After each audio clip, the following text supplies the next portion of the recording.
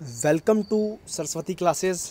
बात करते हैं स्टूडेंट आज इम्पोर्टेंट साइकोलॉजी के क्वेश्चनों की, जिसमें डिस्कस करेंगे अपने 1000 क्वेश्चन जो आने वाले एग्ज़ाम आपके डीएसएसबी और जो हमारा सीटेट होगा उसके लिए बहुत इंपॉर्टेंट है, क्योंकि अभी एग्ज़ाम में काफ़ी देर पड़ी है। अपने थोड़ा थोड़ा करके चलेंगे तो बहुत ईजी से अपने उसको पढ़ सकेंगे। तो स्टार्ट करते हैं आज का हमारा क्वेश्चन। सबसे पहला क्वेश्चन है स्टूडेंट, कहता है कि बुद्धि का पदानुक्रमिक सिद्धांत में बुद्धि की तुलना पिरामिड से की गई है। ठीक है, अब आपको ध्यान होना चाहिए कि पदानुक्रमिक सिद्धांत जो दिया था वो दिया था सीरियल बर्ट और वर्नर ने। किसने? सीरियल बर्ट और वर्नर ने दिया था। तो इन्होंने कहा है कि बुद्धि का पदानुक्रमिक सिद्धांत में बुद्धि की तुलना पिरामिड से की गई है। तो पिरामिड के सबसे ऊपरी भाग में क्या रखा गया है?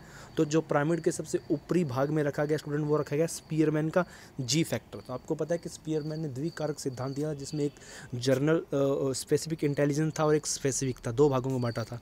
लेकिन जो पदानुक्रमिक सिद्धांत है उसकी तुलना एक पिरामिड से की गई, जिसमें जो पिरामिड का ऊपरा भाग था वो था स्पीयरमैन का जी कारक। नेक्स्ट क्वेश्चन है, कहता है कि संवेगात्मक बुद्धि लब्धि को कितने पैमानों द्वारा मापा जा सकता है? तो आपको पता है कि गोल्डमैन था जिसने संवेगात्मक बुद्धि को बांटा था, बताया था, तो उसने 20 पैमानों पर इसे मापा जा सकता है। नेक्स्ट क्वेश्चन है, कहता है principle of psychology. Principle of psychology के पुस्तक के लेखक कौन है? इंपॉर्टेंट क्वेश्चन है। प्रिंसिपल ऑफ साइकोलॉजी जो पुस्तक है वो है विलियम जेम्स की। किसकी है? विलियम जेम्स की। नेक्स्ट क्वेश्चन देखते हैं अपने। नेक्स्ट क्वेश्चन है, शिक्षा मनोविज्ञान मनोविज्ञान की वह शाखा है जिसका संबंध अध्यापन और अधिगम से है। उक्त कथन किसका है?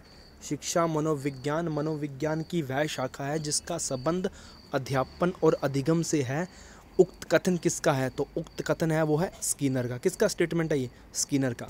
नेक्स्ट क्वेश्चन देखते हैं अपने। नेक्स्ट क्वेश्चन है, विद्यालय से पलायन करने वाले छात्र के अध्ययन की सबसे उपयुक्त विधि है। देखिए, जो विद्यालय से बंक मार जाते हैं वो बंक क्यों मारते हैं, उनका रीज़न जानना है अपने को। तो रीज़न जानने के लिए किसी भी समस्या का समाधान के लिए अपने कौन सी मेथड यूज़ करते हैं? तो केस स्टडी मेथड।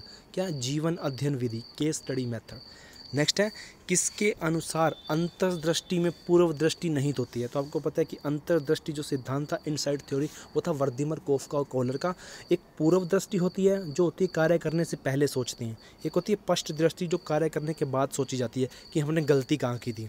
तो किसके अनुसार अंतर्दृष्टि में पूर्व दृष्टि निहित होती है? वो होती है कॉलर के अनुसार। किसके अनुसार? कॉलर के अनुसार। नेक्स्ट है, सीखने के सिद्धांतों को मुख्य रूप से कितने वर्गों में बांटा गया है? तो जो सीखने के सिद्धांत हैं उनको दो भागों में बांटा गया है। ठीक है, एक तो बांटा गया था व्यवहारवादी, जिसमें अपने काउंट करते हैं वाटसन को, स्किनर को। ठीक है, वाटसन था हमारा, स्किनर था, एक तो क्लार्क हल था। ठीक है, पुनर्बलन का सिद्धांत, और एक हमारा टोलमैन का चिन्ह सिद्धांत है। और जस्ट इसके था संज्ञानात्मक सिद्धांत, जिसमें अपने काउंट करते थे। कौन काउंट करते थे? एक तो अंतर्दृष्टि का सिद्धांत, एक था गुथरी का सिद्धांत, और एक हमारा किसका था? किसका? टोलमैन का सिद्धांत। तो अपने उसमें काउंट कर लिया। एक गुथरी का था, एक था हमारा सामाजिक बंडूरा का सिद्धांत। अब देखिए नेक्स्ट क्वेश्चन है, तो दो भागों में बांटा गया है इसको। नेक्स्ट क्वेश्चन, निम्नलिखित में से कौन सा अधिगम का संज्ञानात्मक सिद्धांत है? तो देखिए, जो अनुकूलित अनुक्रिया व्यवहारवादी था, ठीक है, और सामीप्य सिद्धांत, ये भी क्या था?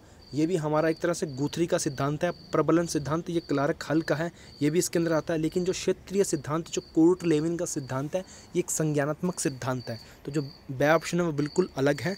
नेक्स्ट है, निम्न में से कौन सा प्राकृतिक अभिप्रेरणा का उदाहरण नहीं है? तो देखिए, प्राकृतिक अभिप्रेरणा प्यास है हमारी, सुरक्षा भी है और भूख भी है। लेकिन जो प्रतिष्ठा है, सम्मान है, ये एक सामाजिक अभिप्रेरणा का कारक है। नेक्स्ट देखते हैं अपने। नेक्स्ट क्वेश्चन है 10th, कहता है युंग के अनुसार या जुंग के अनुसार पुरुषों में पाया जाने वाला नारी सुलभ गुण कौन सा है? तो जो नारी सुलभ गुण है वो एनीमा है, जो पुरुषों का मतलब मेल का फीमेल के प्रति होता है, मेल का फीमेल के प्रति। लेकिन जो फीमेल का मेल के प्रति होता है वो होता है एनिमस। कौन सा होता है? एनिमस। नेक्स्ट देखते हैं, आलपोर्ट ने व्यक्तित्व के शील गुणों को बांटा है दो भागों में, एक तो सामान्य और एक व्यक्तिगत। नेक्स्ट क्वेश्चन देखते हैं, वांछित व्यक्तित्व होता है, जो वांछित व्यक्तित्व होता है स्टूडेंट वो कौन सा होता है? वो होता है संवेगी व स्थिर।